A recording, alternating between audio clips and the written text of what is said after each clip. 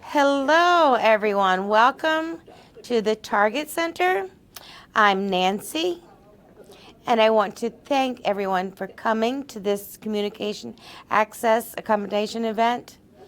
I want to let you know that there are people live streaming who are watching from all over the United States. So this is a nationwide event. Very exciting. So now we're going to have representatives show the benefits that might help the deaf and hard of hearing employee. Each presentation should last approximately 15 minutes after we take turns. After each 15-minute presentation, you will have the opportunity to ask one-on-one questions, any additional questions. Thank you so much. I'm going to now turn it over to Paul, who will be doing an example on aftershocks.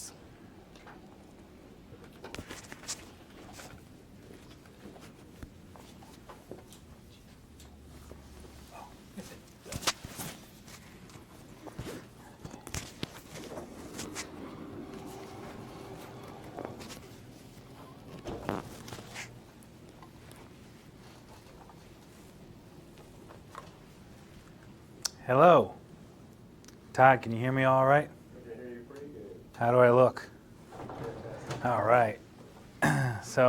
All right, well, welcome. First of all, we wanted to start off with just a little quick unveiling of our accessible communications station. We are sort of starting to group some of our technology and get it some naming and some cohesion by what we put on there, and to start tying that into our website. So here we're going to feature accessible communication technology. And that's anything from video phones to a variety of apps that you might see on an iPad, to assistive listening devices for people who are hard of hearing and need to have sound amplified or improve the tone for hearing, to smart technology like this lamp that has a Philips Hue light in it that you can control with an iPad, or you can use it with a certain apps like a Convo, an app that is a video phone app that it'll flash the light different colors depending on who's contacting you. So we have all of this set up here at this station to feature how you can use technology to make communication more accessible. So we are going to continue to have a web presence and video demos for these items, as well as have the latest and greatest equipment here. So to that end, we do have a new entry here into the Target Center. This is the first time we're showing these to anybody. I guess I don't need two of them. But these are called aftershocks. So let me show you these and how they work. First, I'll just make sure with Todd, is the background conflicting with anything here, or are we good to go? No, you're good. All right. So we have these headphones, and you guys are probably used to the now there's, I guess, three kinds of traditional headphones. Old school, the cans on your head, as they call them, the big old earmuffs of headphones that cover your ear. You don't hear the sounds around you. They might help you focus, but they might also make you unfocused or unaware of everything around you. That's one option. Then the iPod came out, and everybody was all excited for the little white earphones that go in your ears. They look better, they're less obtrusive. You don't get quite as good sound with them, but they give you another option. But they are in your ear, which besides hygiene, if you're trying to share headphones, could cause some other issues for certain people. And then now we can get all sorts of sport headphones that kind of wrap around your back and stay in your ears when you're being active, but may not necessarily give you all the other features. So those are the three kind of headphones that you can get. Some are sound canceling. Some have extra, are Beats by Dre. They give you some extra bass and kick, but those are the three main ways of having it. Until they came up with this new equipment, and really this was invented for people who are runners, called aftershocks. And what aftershocks does is it gives you a headset that you can put around the back of your head. They kind of got that from the fitness headsets, but that does not actually cover your ear hole. It goes, well, let me just show you how this would work. Put it over the back of my head and place it down so it's right here next to my ear and around the back with some support, but it is not covering my ear hole. So what does this do? Well, the idea was if I'm a runner and I'm running, I have a good headphone here, but then if I'm running and I cross, I don't know, a train track and a train is coming down at me and I'm not paying attention, then I could hear that train because I don't have, sound immersed in my ears. I still have an open ear to the rest of the world. So it gives you a greater situational awareness. But what they found with these devices, however, by accident, truly by accident, was that individuals with certain disabilities found a benefit to it and started to be a very big user base for them. And one of these groups is individuals who are deaf or hard of hearing. And these are individuals who, through this technology, all of a sudden are able to hear things that they weren't able to hear before. Now, it's not a miracle cure. It doesn't work for everybody. It doesn't amplify sound. All it does is connect by Bluetooth to a device such as this iPad and give you the audio, or it also has a microphone to use as a phone headset to allow you to communicate. And it uses bone induction technology, so it rests right here and touches bones that are in my head. And when you use it, you guys can try it. Those of you that are here can try it after the presentation part of the event. You can hear the audio. For those of you who are hearing, you can hear the audio if you're standing next to the person. It's not private in that way.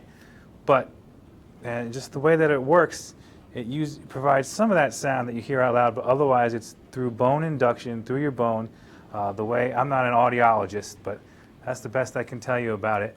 And that some people who are hard of hearing hear things that they haven't heard before. Some people, doesn't make a difference at all. Some people find that the way this is set up and doesn't cover your ear works better for them with their hearing aid. Other people find it does not work for them at all. It's like any other accommodation solution. It's not one magic pill for everybody, but the facts are that there are all sorts of people with auditory-related disabilities who tried these just for fun, really, and found that they were able to have phone conversations or listen to music in a way they were not before. So we're putting this on our accessible communication station, but we're considering it right now part of what we like to call our exploratory technology focus for the Target Center. And so what is that? Well, we used to have the Microsoft Kinect controller, control your computer by gestures. We still have Google Glass, the way you can put the glasses on and see different things right in your line of vision. Samsung virtual reality device we have. So we're trying to look at technologies that were invented for the mass market that wind up having really important uses for individuals with disabilities. So we encourage you during the end of this event to come try these out yourself. Those of you online, maybe we can send you a pair at some point to try out, or you can come visit us and try them out. And we can kind of see for ourselves, okay, what's the fuss about? Who is this actually helpful for? And that's the Aftershokz headphones. So what we think is really impressive, again, is when you have technology that isn't even designed as assistive technology, so it's already universal, and then certain groups of people with disabilities just find a way to use that and really improve their lives. So we're excited, and we hope that you can try it out for those of you that are here.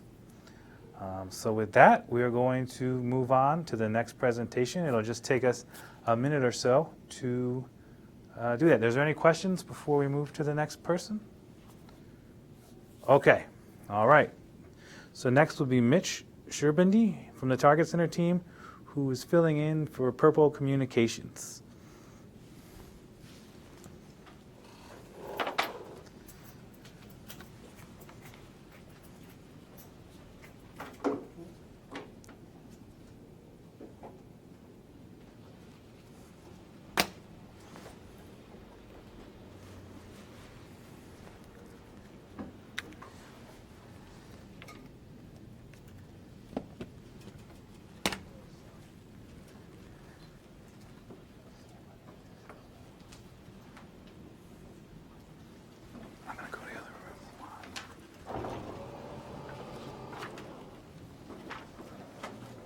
Oh, oops.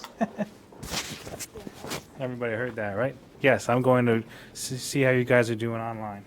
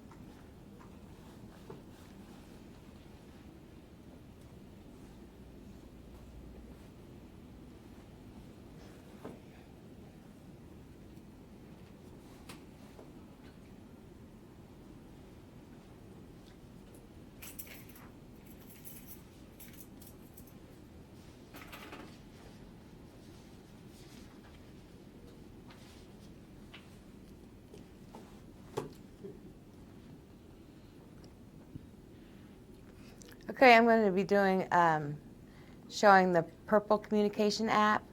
That communication device is one of, sort of like a VRS that the deaf and hard of hearing tend to use to make phone calls through the video relay. So I'm going to quickly show you how to use the Purple app.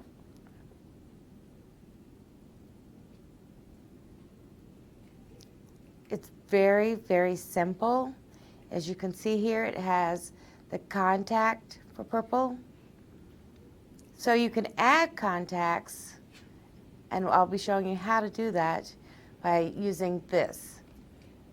You can type in the first name, the last name, the phone number, especially if it's a common person that you call often. You can put their name in.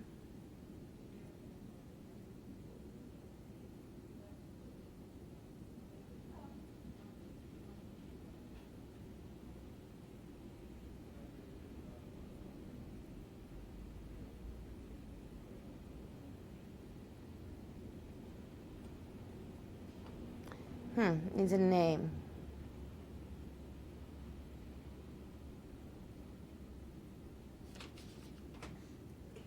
It seems the iPad is not working very well. Maybe the Purple's communication is down. That happens sometimes. If it's down, it may be due to a high usage, or they're either upgrading their software on the iPad. Could be either of the two. You know, VRS is a 10 digital phone number that's connected to the FCC. You can put in people's home address or use it for 911, where in the past they didn't know the rules of the FCC, so they didn't know, if there was a 911 call, where it was located. So if you call 911, it's hooked up to the FCC, so the address will show up and the police and ambulance can come to your home. This also has the capability to leave a message. You could sign the message and it's saved on the iPad. Let me give you an example. I'm going to call my supervisor. I know that they had left me a message because they're not in the office today.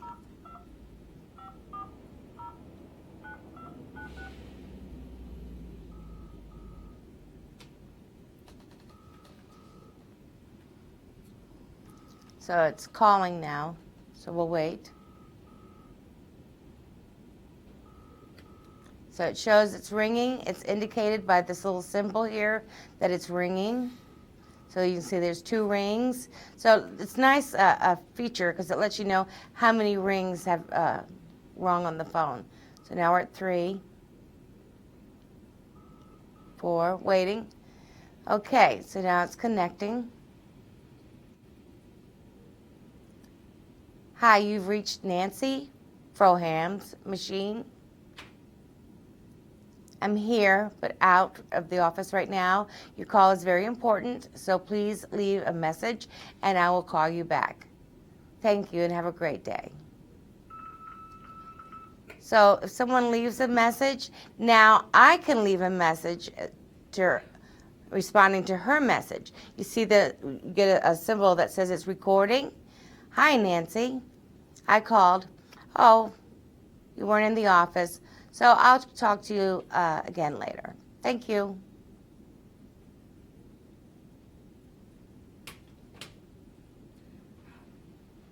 And also, if someone is calling me, how I am informed, there are several different ways. Through an email, I'll get an alert that someone is calling and the phone number will be left.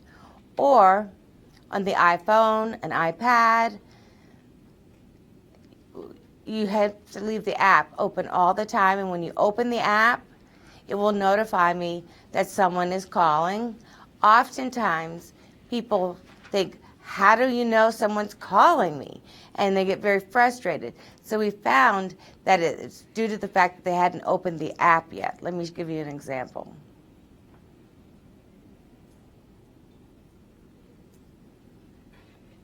So we have different apps that are already open.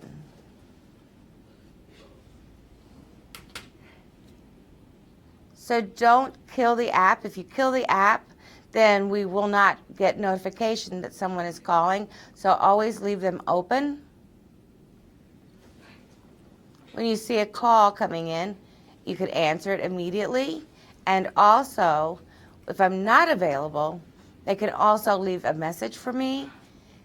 And how you're able to look at that message, they have settings right here. The app mail is like a little square. You see, you'll get a list of messages. You could open them, and once you open them, you read the message, and then I can click to the next button that says call back. You don't have to like go to another screen and dial the number. You just click a symbol that says call back.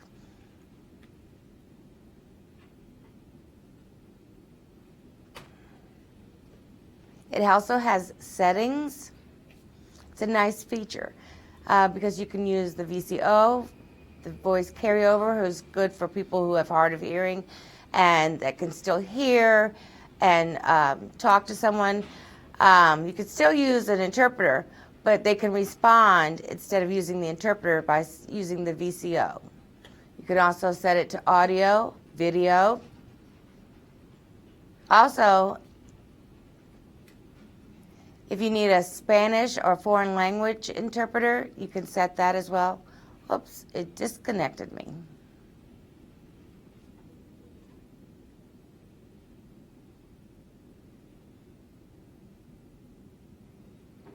I'm sorry about the technical issues. You know, sometimes, you know, technology is not always the best. We can't always trust the technology, but as you see here, there's various options. This is in English or Spanish. You can make that choice.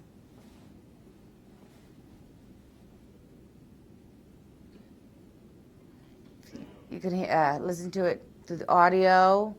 There's different mechanisms to listen to it. Now, if someone's calling me, you have an option of having a light flash on the iPad or vibrate. But it only applies to phones, not iPads. And that's pretty much a summary of how to use the iPad app. If you wanted to go in depth about the Purple app, you can always contact Purple Communication Company and talk to them to get more details. Thank you so much.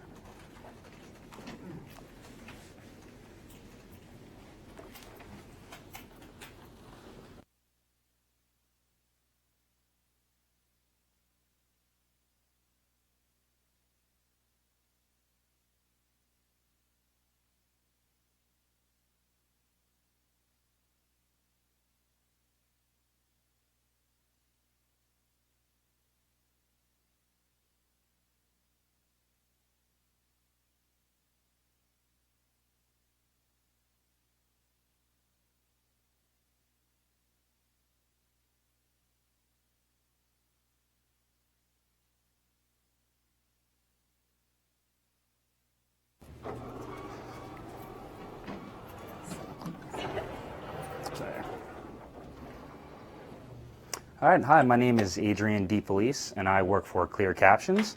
What we are is a caption phone service.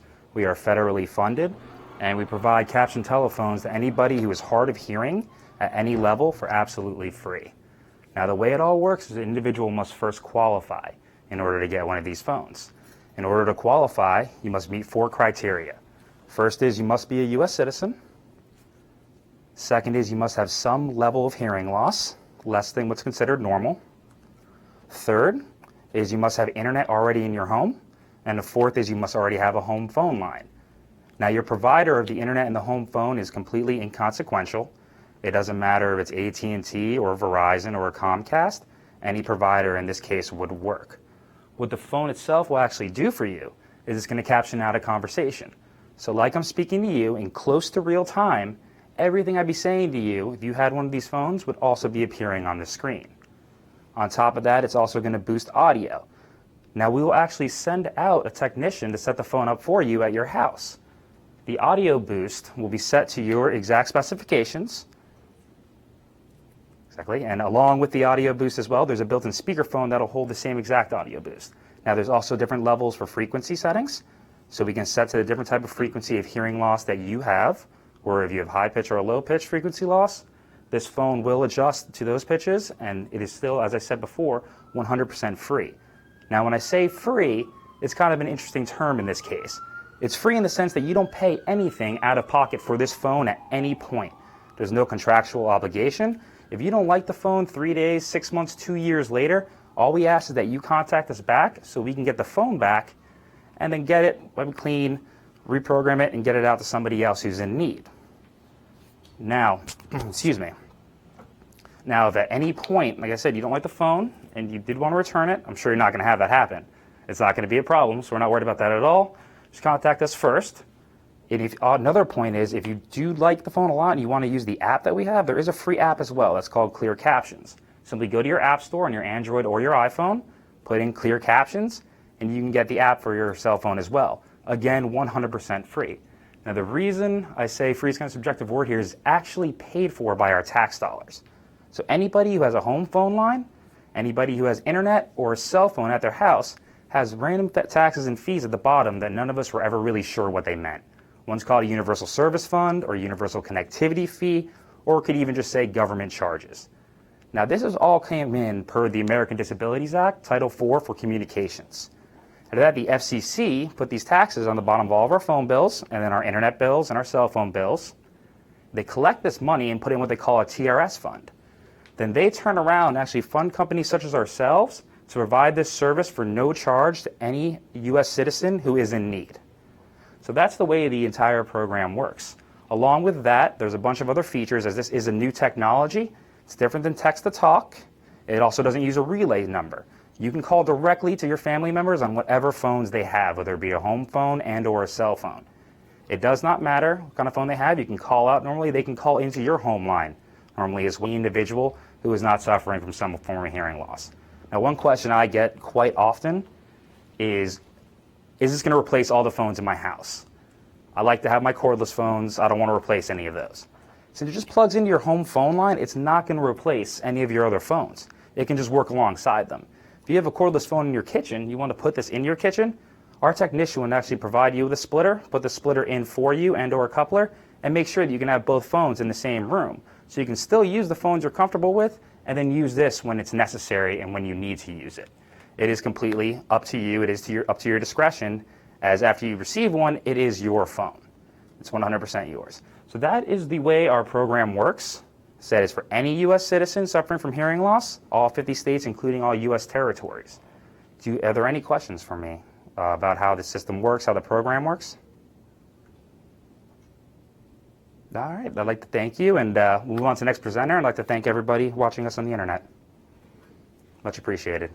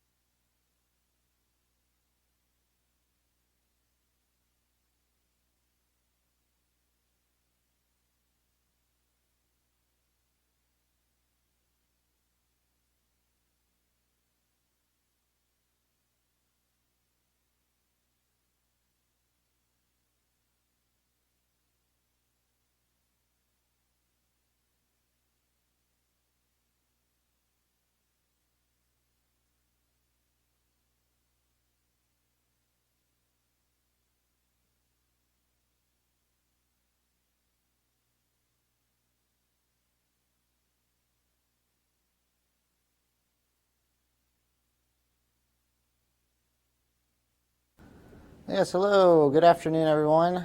I am Jeffrey Dallos. I work for Computer Electronics Accommodations Program, or also known as CAP. I want to thank the USDA for having me here to present for you people here at location and remotely. I'm here to explain about the CAP program and what we service and what we can provide for you at USDA for all the employees who have disabilities. Like you've seen, we have demos here at the USDA for assistive technology. Those assistive technologies are things that CAP can provide, and how you'll get those accommodations, I'll explain that. I want to explain the history of CAP first. CAP was set up in 1990 to provide assistive technologies and accommodations to people with disability in the Department of Defense. And then in 2000, we expanded to serve different federal agencies, including USDA, and we became a partner here in 2002. And we've been providing assistive technologies and accommodations to federal agencies, actually 68 different federal agencies all over the world. And in 2005, we expanded more to service wounded service members in the military who became injured in the wars in Iraq and Afghanistan or anywhere they may be. We owe them for their service, so we want to help them, provide them technology to keep and remain active in their life. And for 25 years, we've changed secretaries, people, employees, we've helped them. But the mission has remained the same for 25 years. Our mission is to provide assistive technologies to employees in the government and to service members to receive equal access to information and communication access as well through the Department of Defense and the federal government.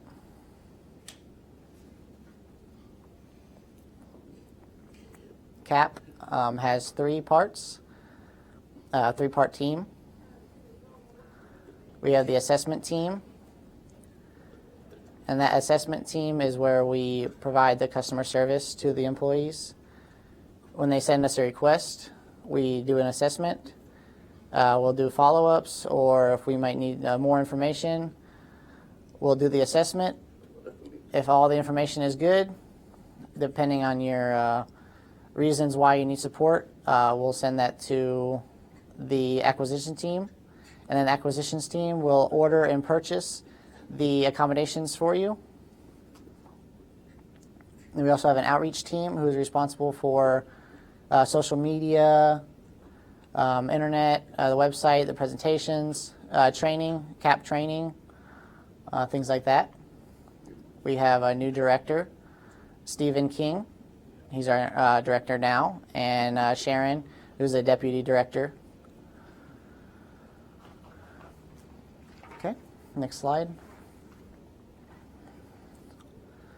Since 1990, we provided over 151,000 accommodations to people with disabilities and service members. We've provided over 67,000 accommodations to DoD employees, over 39,000 support employees with disabilities at 68 federal partner agencies. And we've been providing, that includes the people we've provided for at USDA since 2002. We provided over 44,000 to support service members.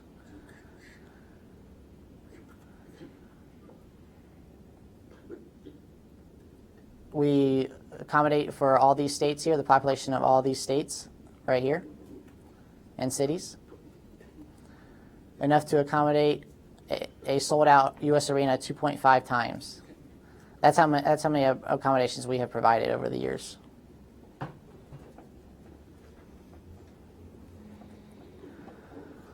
Who are our customers? You are our customers. Federal employees with disabilities. People who telework. If you telework, instead of bringing home your assistive assistive technologies all the time. We can provide you one at the office and also provide you an extra one at your teleworking location, at your home, or wherever that may be. Workers' comp.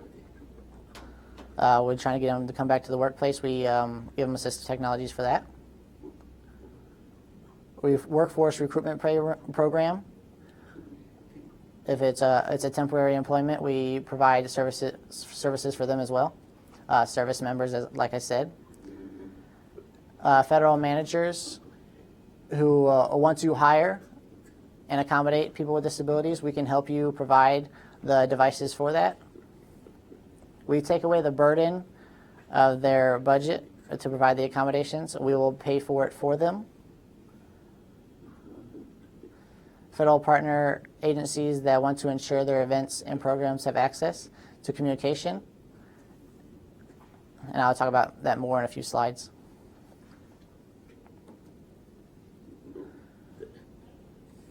You notice that we keep saying free, free, free, and yes, it is free to the employees. We provide all the services, all the devices and accommodations. We pay for it, and then we just send it to you.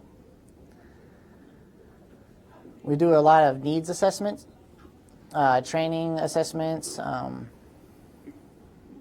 So if you're not sure which assistive device might be best for you, we can work with you, do a needs assessment, identify your job functions, what your limitations are, and after that assessment, we'll find you the right accommodations for you.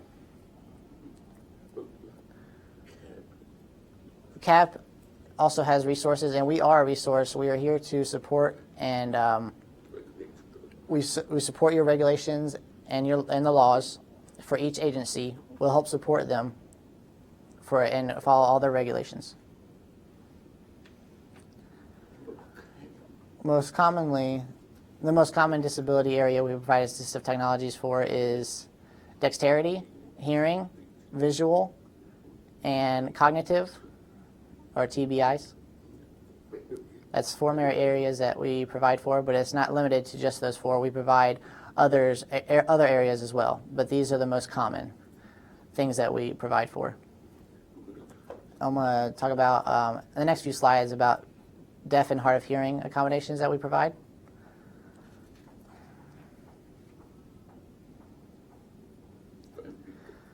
There's different very levels of hearing and reasons why they might have that hearing loss. Maybe they're deaf, they're hard of hearing, they're late deafened, people who have tinnitus, otosclerosis.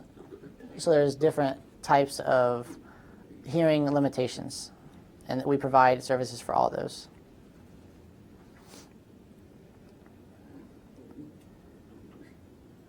For those people here, we have some things to display in the back here in the room, and I'll be happy to show you and do some demos and show you the technology that we have. And you can also see the other things that are in the room as well. We have many accommodations that we provide. You can see here different devices, assistive listening devices, video phones, UI Duo to communicate with a supervisor or a manager, and most important thing is that we provide captioning to you in-house with the real-time captioning. Like suppose right now we're using the live stream, we can provide captioning for the live stream for those people who are watching remotely. We can provide that kind of service as well.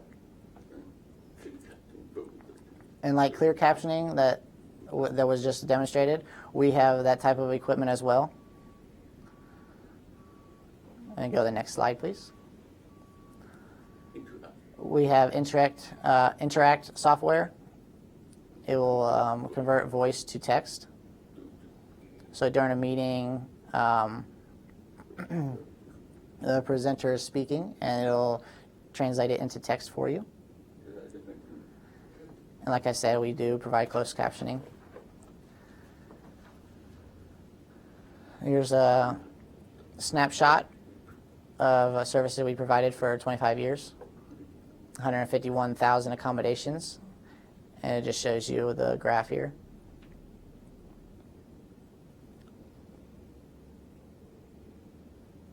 Okay, next slide. Here's some more statistics. Why do you think we were providing the statistics for USDA? We want to show you that since we've done 235,000 since 2002, and it saved you guys about $1.5 million. That means that we have purchased $1.5 million worth of equipment and supportive devices for USDA.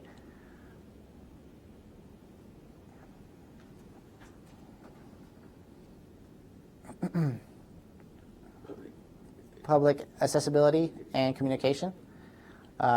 We provide accommodations for like places like the Target Center, human resources, public access. We provide services for those people who will attend those events in places that have disabilities.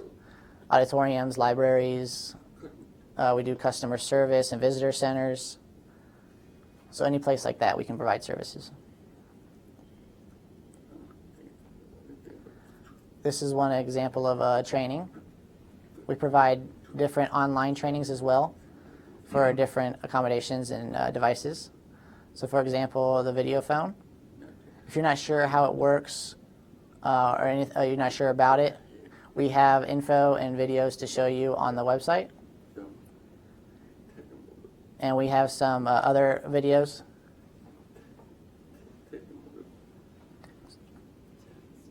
Text mobile videos as well. We have a video about that as well, and how it would be able to benefit your accommodations from CAP. And we also have more information online about that.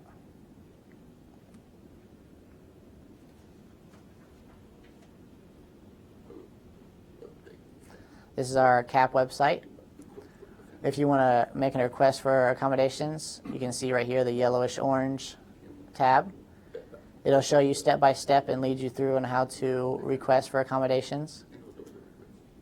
And it will also tell you if your request has been processed. It'll give you a tracking. There's different information here that you have access to. We provide webinars, facts, videos, like I just mentioned, online training videos. All right, next slide. I wanted to explain the purpose of CAP. CAP is here to provide support. We want to support people, we want to equip people and agencies, and we want to empower employees with disabilities to have access to whatever they need, whatever they want. That's what Stephen King has said on the screen here, the quote.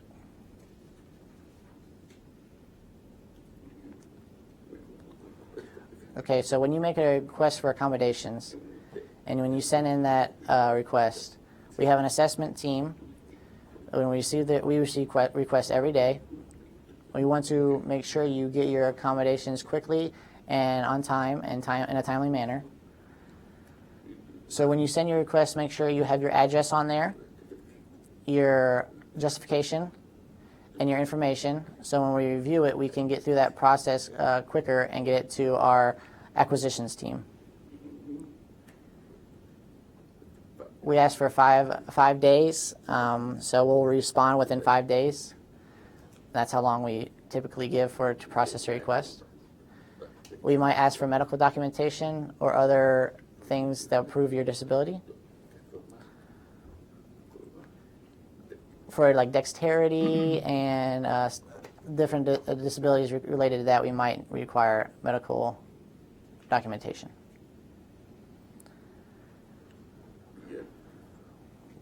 We have different ways to reach CAP. We have different resources. I know many of you have iPhones. You can download our CAP app on the iPhone.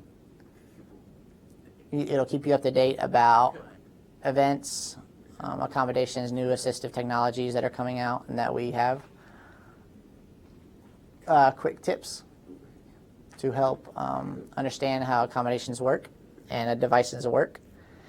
If you're not sure about a device, you can look it up on there. And of course, webinars. We also have various webinars that we have occasionally. And we're everywhere. The CAP is everywhere on Facebook, Twitter, YouTube. You can't miss us. So, and that's it. If you have any questions, please let me know. I'm here.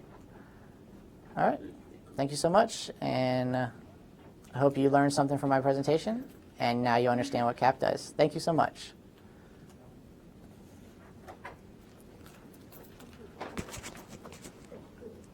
I want to thank you so much for all these demonstrations. I want to clarify something, that the Target Center has a partnership with CAP. So for those of you USDA employees, if you need accommodations, contact the Target Center. And we have an email address, which is target-center@usda.gov. So please feel free to contact us via email if you need any accommodations. And also, if you want to contact a specific vendor here today, just contact us and we will inform them of your message and you can talk directly with them. All right, thank you so much. And everyone did a fabulous job, and I'm looking forward to what we have at the various stations. Thank you all people nationwide. Thank you for watching, and good day.